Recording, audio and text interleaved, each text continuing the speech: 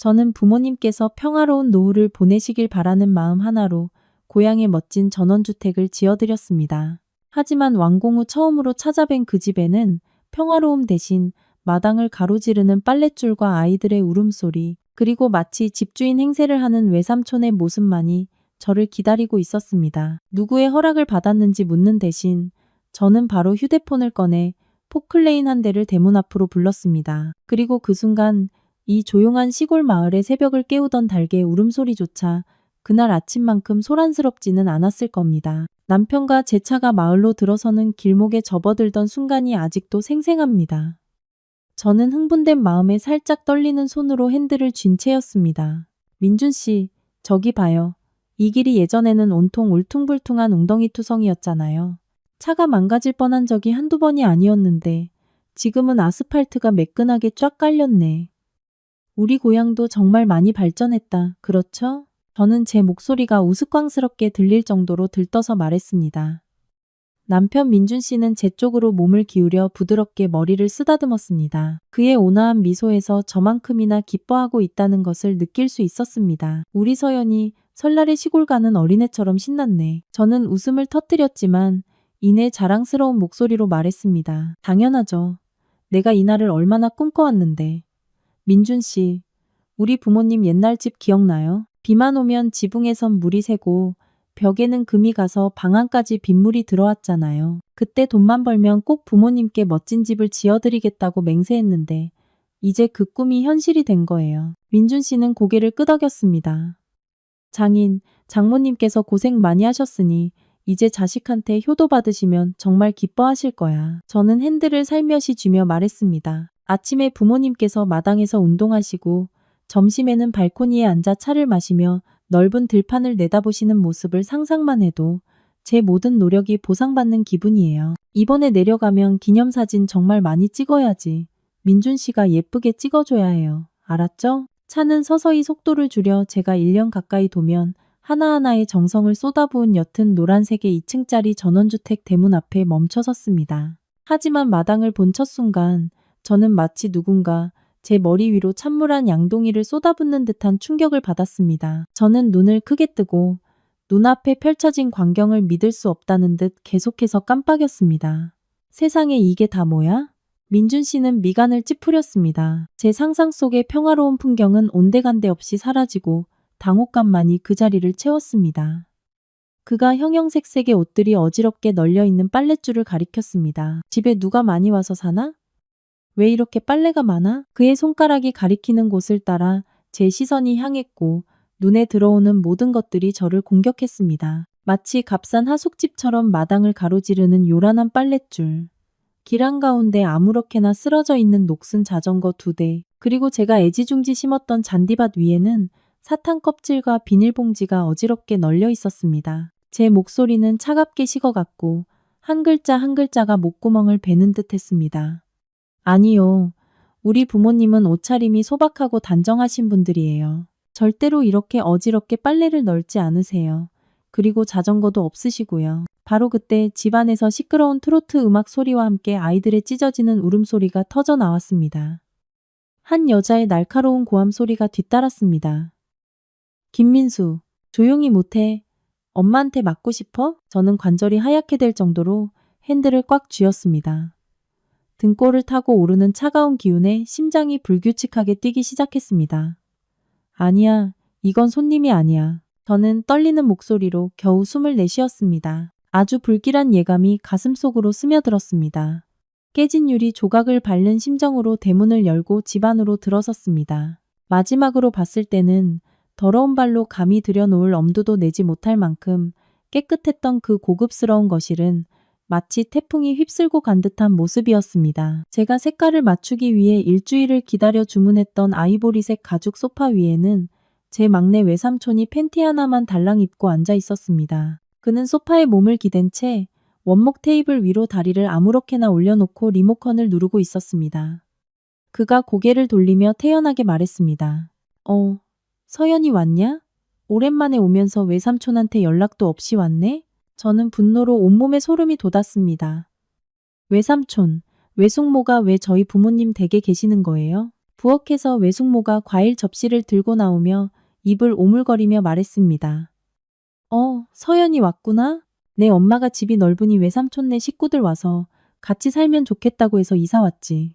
네가 지은 집 정말 좋더라.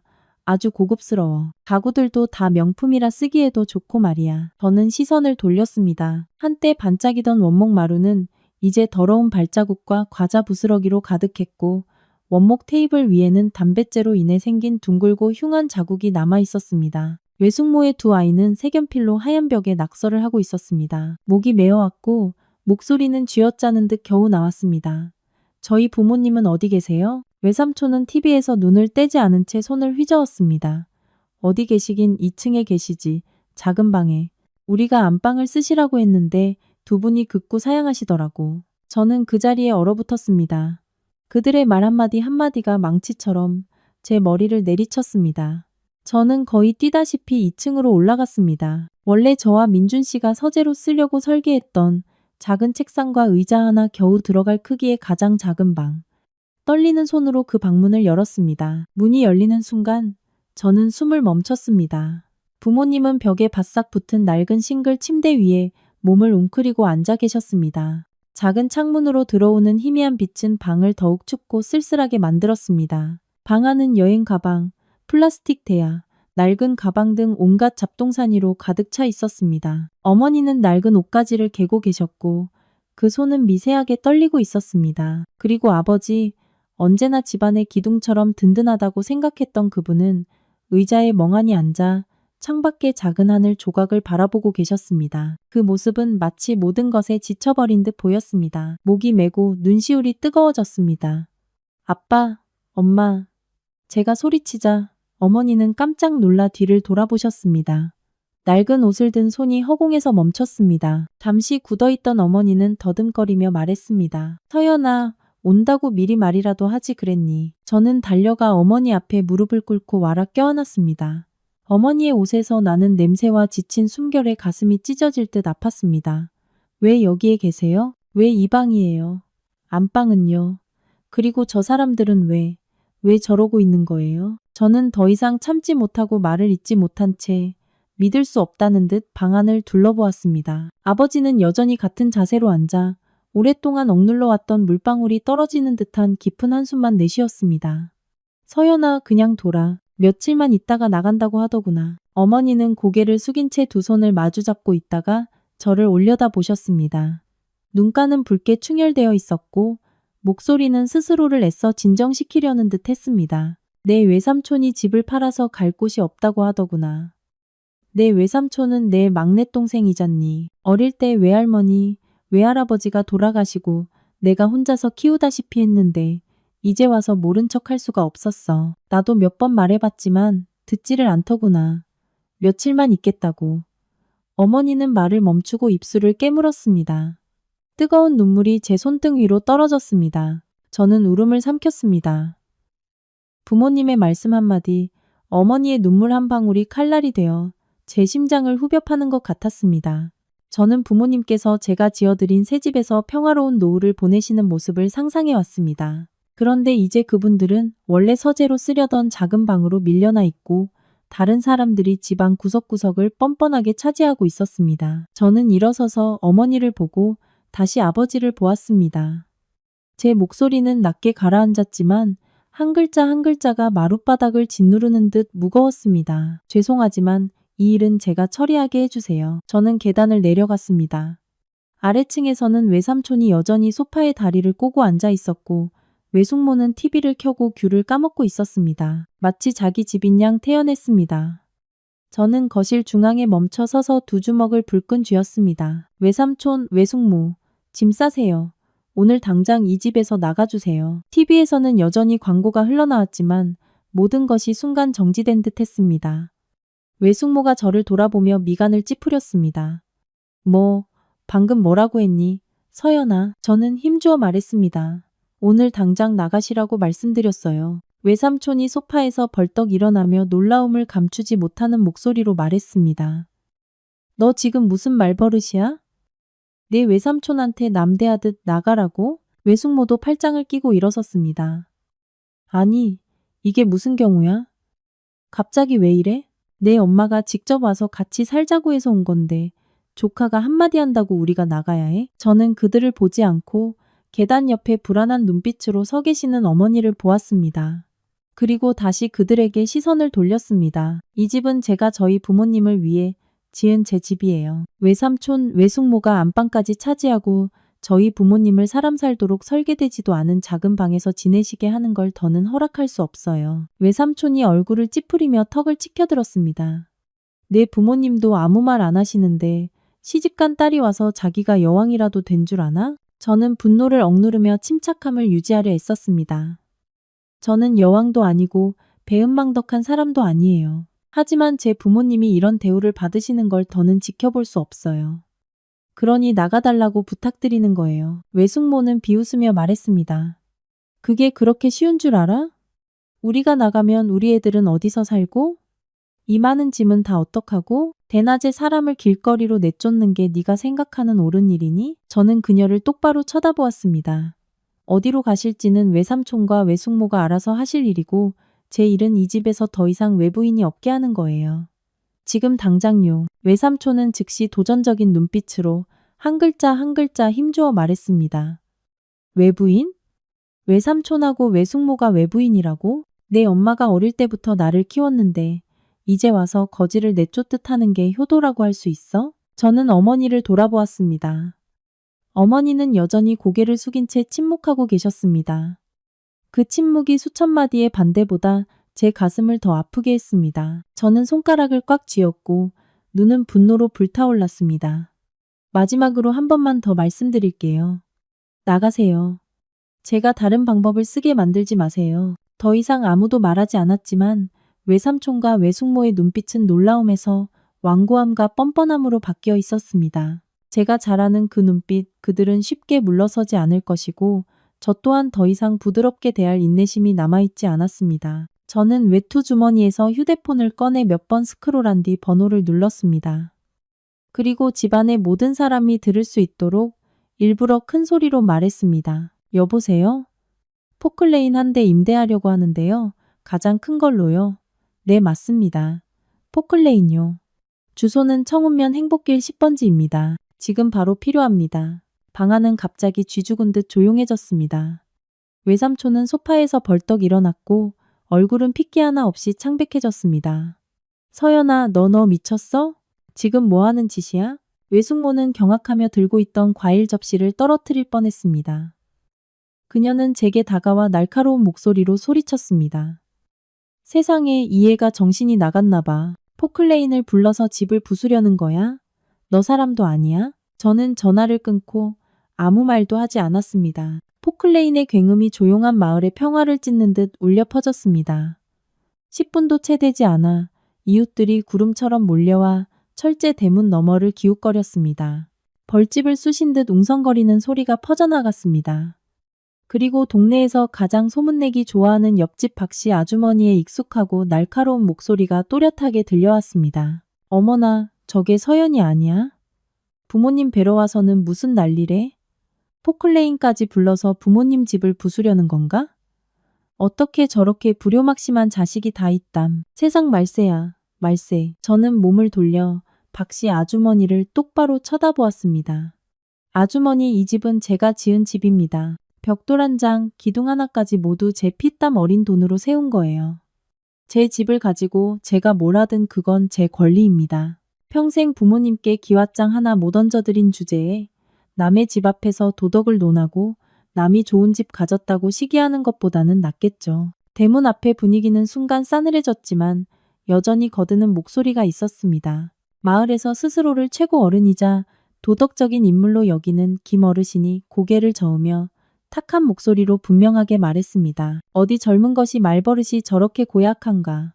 부모는 저렇게 순한 양반들인데 어쩌다 저런 자식을 낳았을꼬.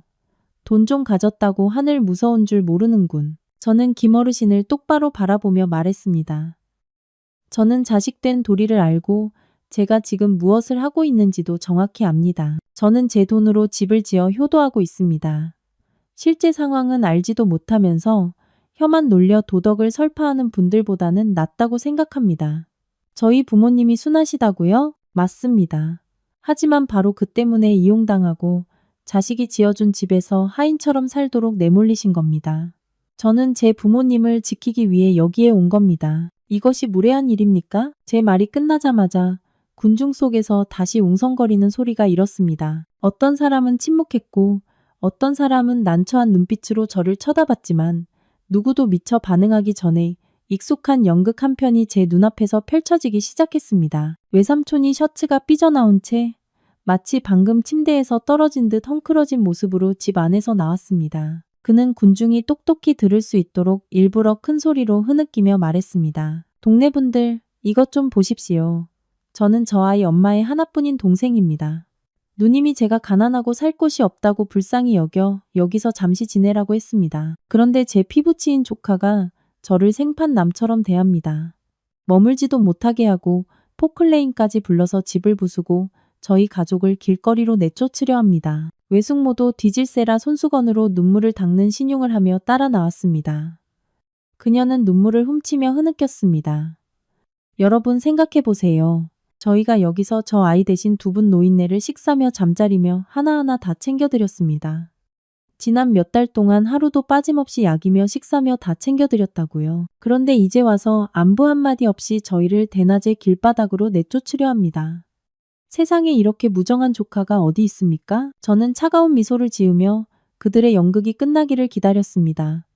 두 사람의 연기가 끝나자 저는 앞으로 나아가 칼날처럼 날카로운 눈빛으로 말했습니다. 보살폈다고요? 아니면 괴롭혔다고요? 저는 외삼촌과 눈 한번 깜빡이지 않고 마주 섰습니다. 외삼촌 큰 소리로 다시 말씀해 보시죠. 외할머니, 외할아버지가 물려주신 집은 도박으로 다 팔아먹고 빈털터리가 되어 여기 와서 빌부터 살고 계시잖아요. 총각 시절부터 처자식이 생긴 지금까지 단 한 번이라도 스스로의 힘으로 살아본 적 있으세요? 아니면 항상 제 어머니, 외삼촌의 불쌍한 누나가 주는 밥과 반찬으로 지금까지 연명해 오셨나요? 외삼촌은 할 말을 잃고 입만 벙긋거렸습니다.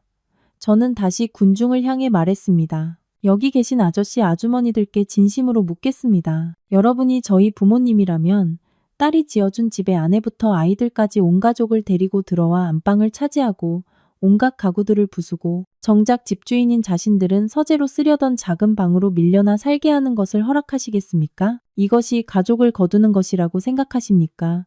아니면 친척이라는 탈을 쓴 뻔뻔한 강탈이라고 생각하십니까? 군중은 쥐죽은 듯 조용해졌습니다.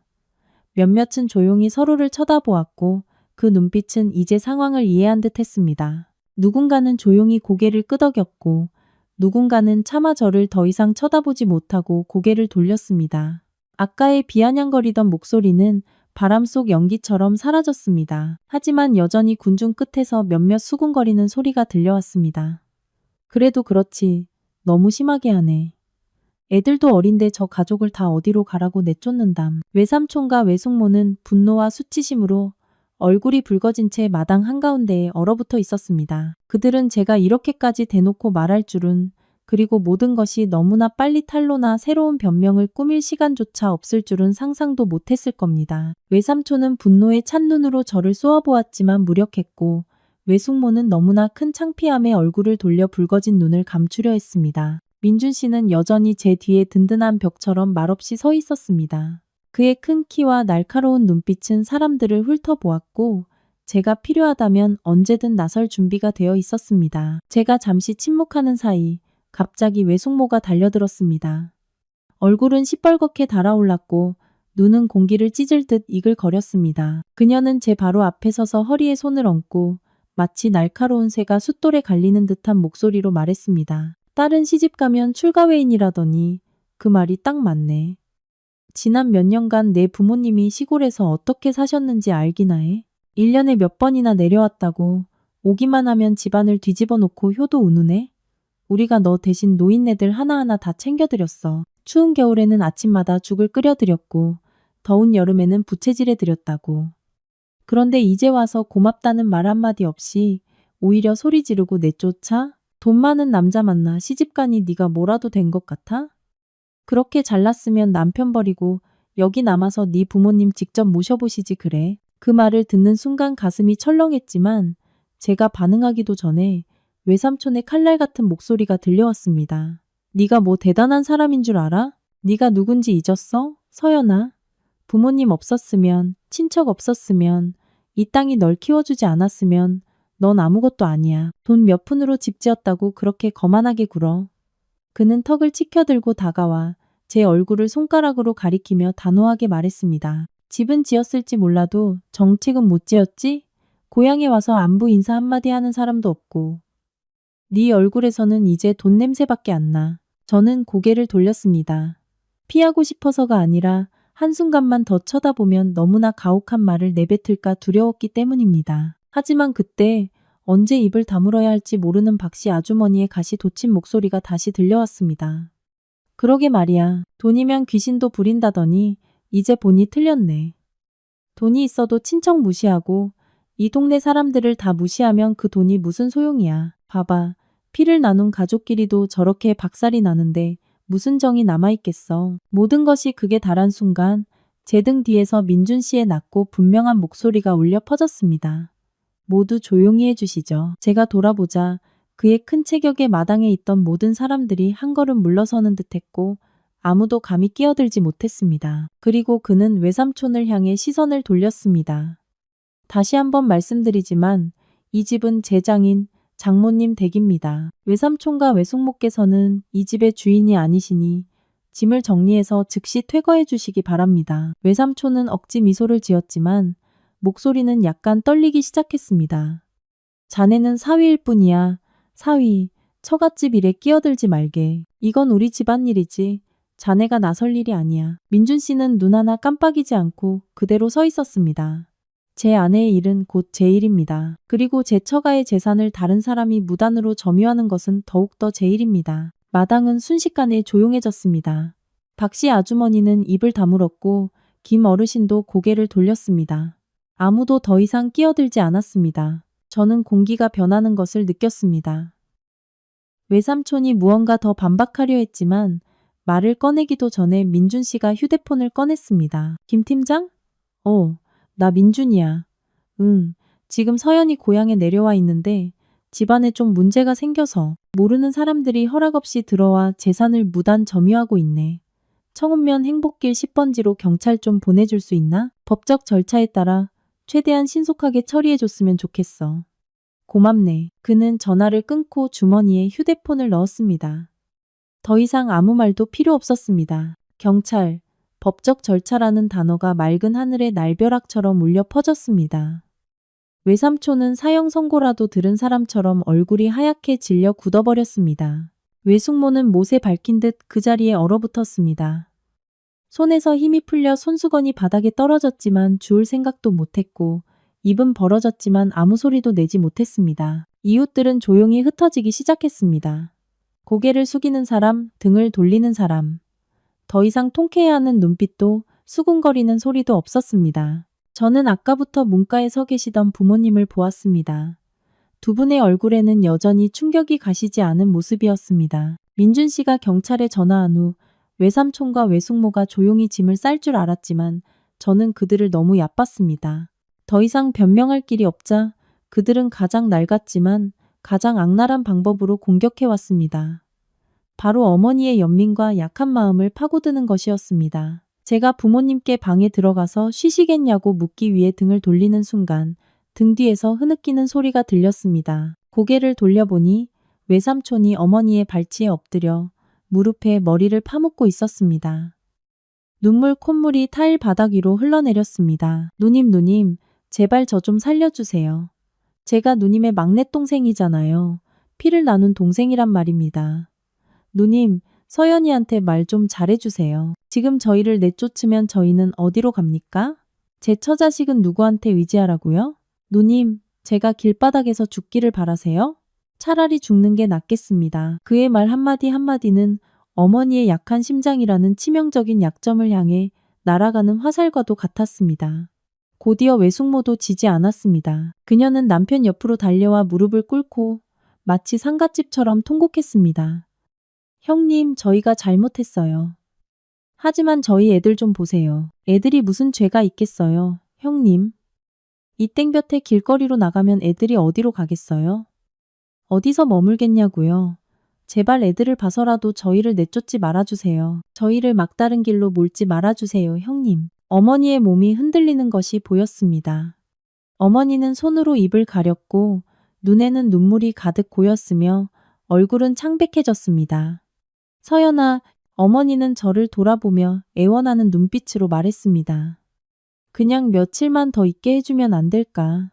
방이라도 구할 시간을 줘야지. 지금 이렇게 내쫓는 건 엄마도 참아 못하겠다. 그녀의 목소리는 갈라졌고 마지막 말은 거의 들리지 않았습니다. 어쨌든 내 외삼촌이고 외숙 모자니. 그 말은 제가 지금까지 애써 지켜왔던 모든 노력을 단칼에 베어버리는 것 같았습니다. 하지만 저는 화를 내지 않았습니다. 그럴 수 없었습니다. 그저 등골을 타고 흐르는 처절한 고통만을 느낄 뿐이었습니다. 제가 가장 사랑하는 어머니는 여전히 꿈에서 깨어나지 못하고 계셨습니다. 저는 어머니께 다가가 앙상한 팔을 부드럽게 잡고 그 연극판에서 옆으로 모셨습니다. 외삼촌 내외가 듣지 못할 만큼 충분히 멀리 떨어진 곳에서 저는 어머니의 눈물을 머금은 눈을 깊이 들여다보았습니다. 엄마, 저 좀 보세요. 제발요. 딱 한 가지만 진심으로 대답해 주세요. 저는 울음을 삼키고 물었습니다. 만약 저분들이 정말 엄마를 친누나로 생각했다면 엄마를 이렇게 대했을까요? 부모님을 가장 작은 방으로 몰아넣고 평생을 바쳐 지은 집에서 하인처럼 살게 했을까요? 집을 팔았다는 거짓말을 하고 와서 제가 부모님께 평화를 드리겠다고 맹세했던 이 공간을 통째로 빼앗았을까요? 어머니는 침묵하셨습니다. 부정하지도 긍정하지도 않으셨지만 눈물은 뺨을 타고 계속해서 흘러내렸습니다. 저는 어머니의 어깨에 손을 얹고 낮지만 단호한 목소리로 말했습니다. 엄마, 이 집은 빌부터 사는 가족까지 부양하라고 지은 집이 아니에요. 제 피와 눈물, 제 젊음을 바쳐서 지은 집이에요. 오직 부모님께서 평화롭게 노후를 보내실 수 있도록요. 저는 잠시 숨을 고르고 깊은 숨을 들이마셨습니다. 만약 오늘 엄마께서 스스로의 집을 지킬 용기를 내지 못하신다면 이 순간부터 저를 무심하다고 원망하지 마세요. 제 눈시울이 뜨거워졌습니다. 저는 차를 타고 다시 서울로 올라갈 거예요. 남은 인생은 제 남편과 함께 여기 일은 모두 모른 척하고 살 거예요. 엄마조차 스스로를 아끼지 않으시는데 제가 어떻게 엄마를 구할 수 있겠어요? 제 말이 끝나자마자 쿵 하는 소리가 한낮의 천둥처럼 울려 퍼졌습니다.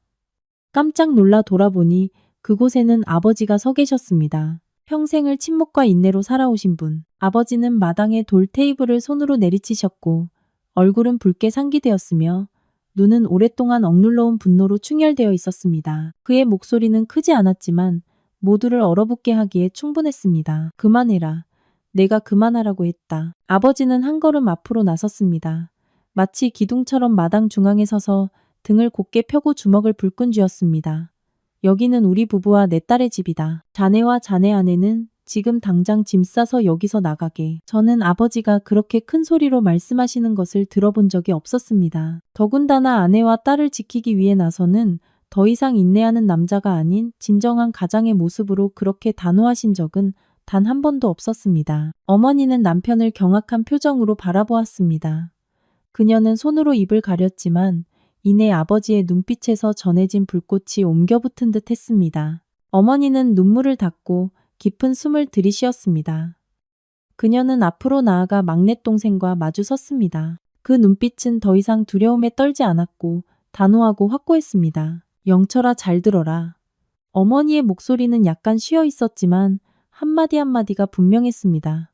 너희들 짐 싸서 나가거라. 나는 더 이상 내 딸, 이 세상에서 가장 효심 깊은 내 딸이 나 때문에 실망하게 둘 수 없다. 그 말에 마당의 모든 이들이 숨을 죽였습니다.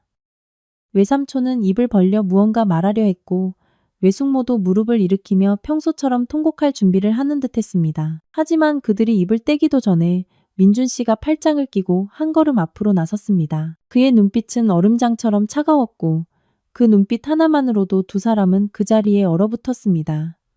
아무도 통곡하지 못했고 아무도 반박하지 못했습니다. 그들은 그저 고개를 숙이고 준비했던 모든 말을 삼킨 채 마지못해 고개를 끄덕였습니다. 굴욕과 분노, 그리고 더 이상 물러설 곳이 없다는 것을 아는 자의 끄덕임이었습니다. 그리고 그 순간 저는 깨달았습니다. 저의 유일한 가족이 마침내 허리를 꼿꼿이 펴는 법을 배웠다는 것을요. 그 팽팽했던 대치 끝에 외삼촌과 외숙모는 마침내 물러서기로 했습니다. 하지만 저는 경계를 늦추지 않았습니다. 그들과 같은 사람들은 마지막 순간까지 상상도 못한 방식으로 교활하게 굴 수 있다는 본능적인 직감이 들었기 때문입니다. 저는 어머니 뒤를 바짝 따라 걸으며 외삼촌 내외가 짐을 챙기는 모든 동작에서 눈을 떼지 않았습니다. 그들이 허둥지둥 짐 가방을 거실로 내놓고 있을 때 외숙모가 검은색의 큰 여행 가방을 닫으려 애쓰고 있었습니다. 어머니께 물 좀 가져다 달라고 말하려 고개를 돌리는 순간 제 시선은 우연히 그 여행 가방의 틈새에 멈췄습니다. 틈새로 분홍색 모서리가 살짝 보였습니다. 하트 모양 스티커가 붙은 분홍색 태블릿 PC. 2년 전 민준 씨가 제 생일 선물로 사준 것이었습니다. 저는 굳은 채로 다가가 침착하지만 얼음처럼 차가운 목소리로 말했습니다. 외숙모, 실수로 제 물건을 챙기신 것 같네요. 가방 열어서 꺼내주시겠어요? 외숙모는 화들짝 놀라며 즉시 몸을 돌려 여행 가방을 품에 꼭 껴안고 쏘아붙였습니다. 무슨 소리야? 이거 다 외숙모 물건인데 무슨 실수를 했다는 거야. 사람한테 누명 씌우지 마. 저는 대꾸하지 않고 곧장 다가가 망설임 없이 지퍼를 잡고 열었습니다. 드르륵 하는 소리가 무거운 공기 속에서 선명하게 울렸습니다. 여행 가방이 활짝 열렸고 모두의 시선이 그곳으로 쏠렸습니다. 그리고 그 안에는 분홍색 태블릿 PC뿐만 아니라 어머니의 금목걸이, 금반지, 귀걸이, 그리고 여성용 시계까지 들어있었습니다. 모두 어머니께서 설날이나 결혼식 같은 특별한 날에만 아껴서 사용하시던 귀중품들이었습니다. 어머니는 비명을 지르셨습니다. 이건 내 목걸이인데 아빠가 퇴직 선물로 사준 내 폐물함인데. 어머니는 떨리는 손으로 다가와 자신의 눈을 믿을 수 없다는 듯 물건들을 하나하나 뒤집어 보았습니다. 저는 손에 쥔 휴대폰을 꽉 쥐고 거실을 둘러보았습니다. 새로 산 TV에는 아직 떼지도 않은 보호필름 위로 긴 자국이 나 있었고 원목 테이블 위에는 단단한 물체로 내리친 듯한 여러 개의 흠집이 있었습니다. 그리고 하얀 벽에는 아이들이 마구 그린 낙서가 미로처럼 어지럽게 그려져 있었습니다. 저는 휴대폰을 들어 그 모든 것을 하나하나 촬영한 뒤 메모 앱을 열어 빠르게 피해 목록을 작성했습니다. 그리고 외삼촌에게 휴대폰 화면을 내밀었습니다. 총 피해액 대략 계산해서 5천만 원입니다. 지금 바로 계좌 이체해 주시거나 현금으로 주셔도 됩니다. 5천만 원이라는 액수의 외삼촌은 마치 감전된 듯 했습니다. 그는 벌떡 일어나 고함을 질렀습니다. 5천만 원? 너 미쳤어? 내가 무슨 부자인 줄 알아? 돈이 있으면 네가 전원주택을 짓지. 난 아무것도 없어. 차라리 날 죽여라. 돈 없어. 배짱 있으면 경찰 부르라고 해. 감옥에 가라면 가지. 무서울 거 없어. 그의 말이 채 끝나기도 전에 외숙모가 바닥에 쓰러지며 두 손으로 머리를 감싸고 비명을 질렀습니다. 아이고 머리야. 어지러워 죽겠네. 숨 막혀. 그리고는 마치 연극배우처럼 목을 뒤로 젖히고 두 눈을 질끈 감았습니다. 그녀의 몸은 마치 잘린 나무처럼 바닥으로 쓰러졌지만 손은 여전히 여행 가방 손잡이를 꽉 쥐고 있었습니다. 다른 사람이 다시 열지 못하게 하려는 것이 분명했습니다. 저는 꼼짝도 하지 않았습니다. 아까부터 조용히 있던 민준 씨가 천천히 다가왔습니다.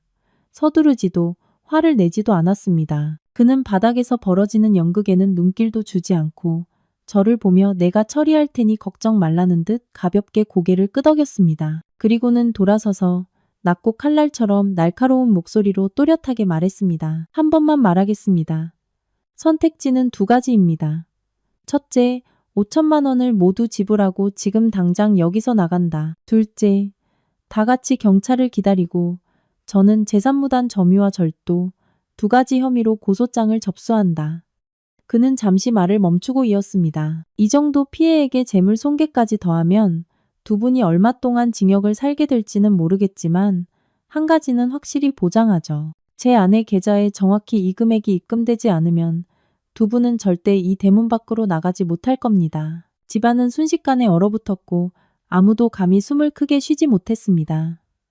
외삼촌은 핏기 하나 없는 얼굴로 그 자리에 얼어붙어 있었습니다. 그는 이마를 닦으려 손을 올렸지만 손이 너무 심하게 떨려 제대로 닿지도 못했고 땀이 관자놀이를 따라 흘러내렸습니다. 잠시 후 막다른 길에 몰린 사람처럼 그는 고개를 숙이고 마치 목에 돌덩이가 걸린 듯한 목소리로 말했습니다.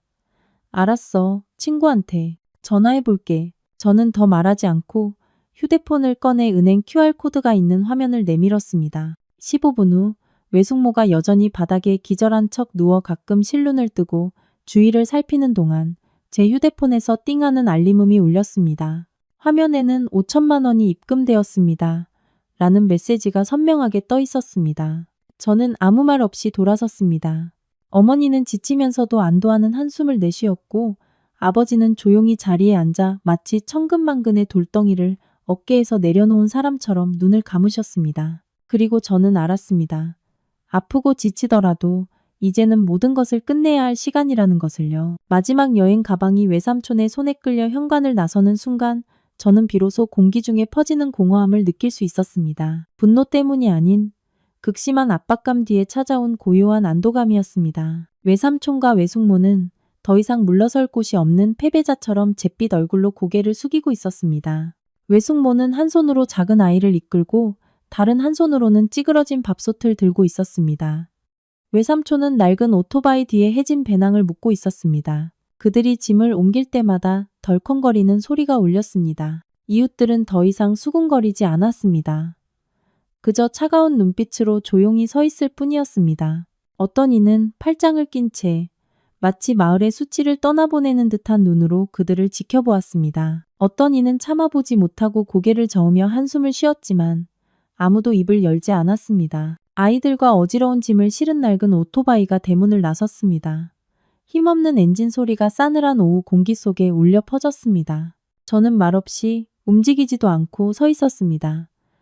그들의 모습이 골목 끝 야자수 뒤로 완전히 사라지고 나서야 저는 비로소 숨을 내쉴 수 있었습니다. 어머니가 옆에 서 계셨습니다.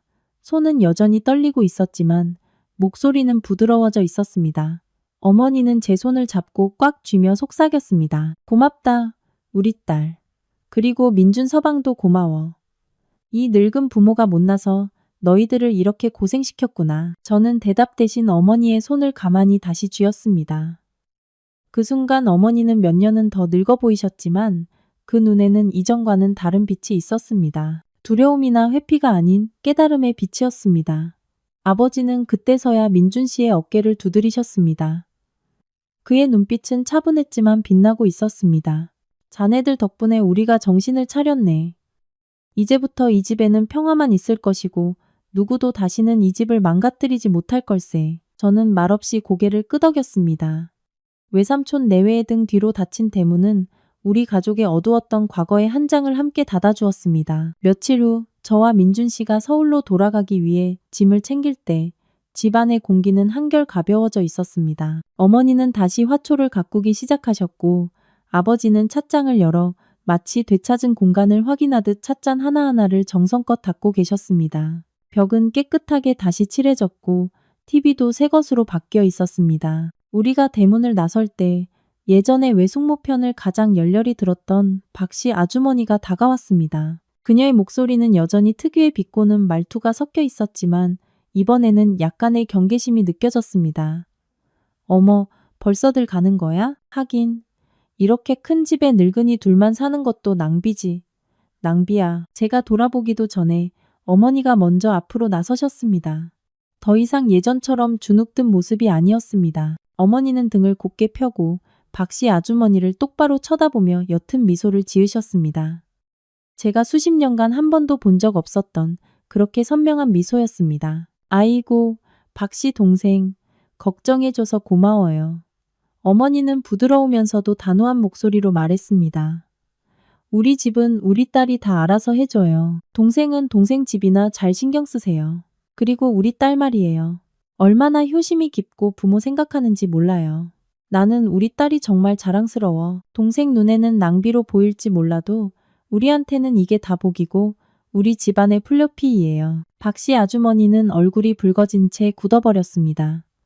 그녀는 한마디도 더 하지 못하고 등을 돌려가 버렸습니다. 저는 어머니를 바라보았습니다. 그 앙상했던 등이 오늘따라 왜 이렇게 든든해 보일까요? 민준 씨가 조용히 제 손을 잡았습니다. 우리는 말없이 서로를 보며 미소 지었습니다. 서울로 돌아오는 길, 제 마음은 올 때처럼 무겁지 않았습니다. 이번 귀향은 단순히 집 하나를 되찾기 위한 것이 아니라 부모님께 중요한 교훈을 드리기 위한 것이었음을 알기 때문입니다. 행복은 그것을 지킬 만한 용기가 있을 때 비로소 지킬 수 있다는 것. 말이나 눈물이 아닌 단호함과 깨어있는 정신으로, 그리고 가족이라는 이름의 가면을 쓴 거짓된 것들을 거절할 수 있는 용기로 지켜야 한다는 것을요. 의존하고 침범했던 자들의 등 뒤로 그 대문이 닫히는 순간 저는 그 전원주택이 마침내 진정한 가정이 되었음을 알았습니다. 그리고 외삼촌 내외에 관해서라면 그들이 어디로 갔는지 궁금하신가요? 갈 곳이 어디 있었겠습니까? 그들은 자신들의 옛집, 외할머니와 외할아버지가 물려주셨던 그 집으로 돌아갔습니다. 빚 때문에 팔았다고 거짓말하며 저희 부모님의 공간을 빼앗으려 했던 바로 그 집으로요. 그들 주위에는 여전히 그들의 이야기에 대해 수군거리는 이웃들이 있겠지만 저는 더 이상 신경 쓰지 않습니다. 각자의 인생은 각자가 사는 것이고 자신이 한 일은 스스로 책임지는 법이니까요. 더 이상 저희 부모님께 영향을 미치지 않는다는 것만으로도 저는 만족합니다.